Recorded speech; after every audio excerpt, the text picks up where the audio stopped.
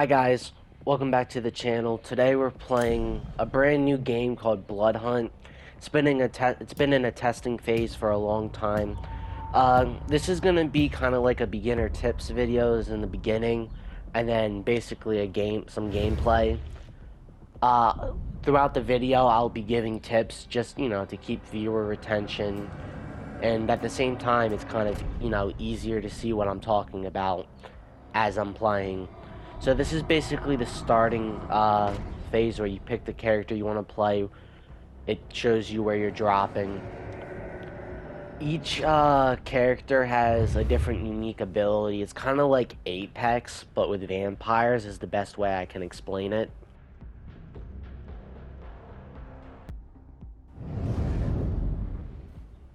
So basically, just like any other battle royale game, you want to go for guns in your loadout. Anything that you can use, such as equipment, will be highlighted blue. You also want to make sure to feed on the AI due to the fact that each AI gives you unique abilities. For PlayStation, I don't know about Xbox and the other stuff. R3 is your general scan. It'll outline enemies as red that are caught in your scan. And it shows things, guns and ammo and buses and stuff like that. Anything that holds equipment is blue.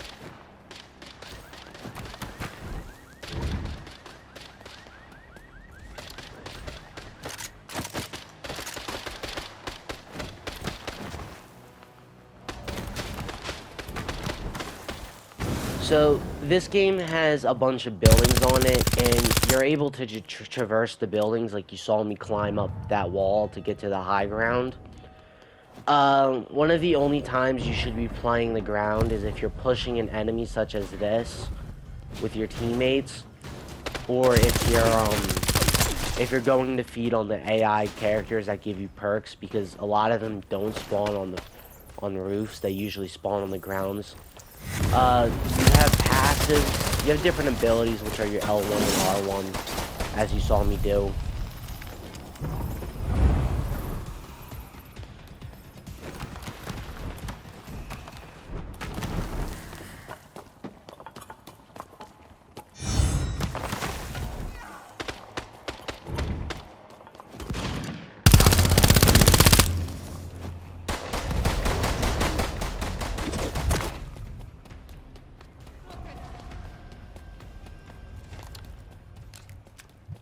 One of the things you do want to do with the AI that gives you perks when you hold square on, at least PlayStation Square, to feed on them, is you want to kind of get ones that adapt to your play style.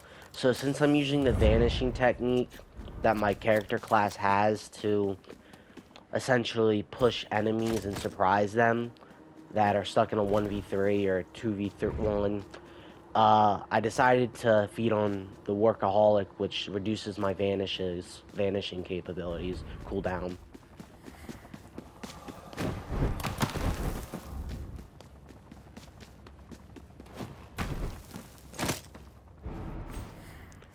Every time you feed on AI, mortals or whatever, that have the same perk, it basically increases the perk. So you don't have to worry about just not being able, just feeding on the same person, because it does level up. Also, you just saw me collect something that was part of a quest. Inside the asylum, there's different missions you can do. There's different quests. I don't really know what they give you. I think they just give you XP. Something I didn't know that I just found out right now during this gameplay is there's crates, and each crate gives you purple, probably a chance of a legendary gun. So I didn't actually know that. They don't teach you that in the tutorial, but when you use your sense, it actually is outlined gold. So one thing you do want to do is use that R3 or sense button as much as possible, due to the fact that it gives you a pulse, and it's on a 5-second reset, which isn't that long.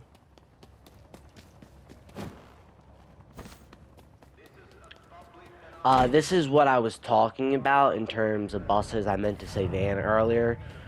Depending on the type of van, you might either get medical supplies such as a blood bag, blood syringe, armor, or you'll get some type of gun.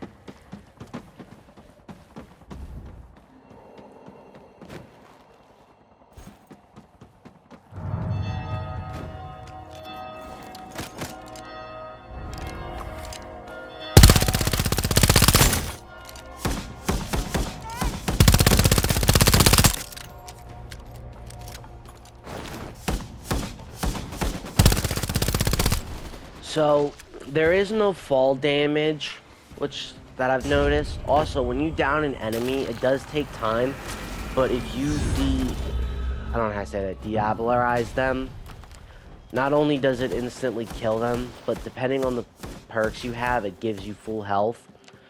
Something else, if you jump off of somewhere and then start aiming, you'll tend to do like a type of slow fall, which can be helpful when shooting an enemy while in midair. Without being said, though, that does make you an easier target, so yeah, that's that.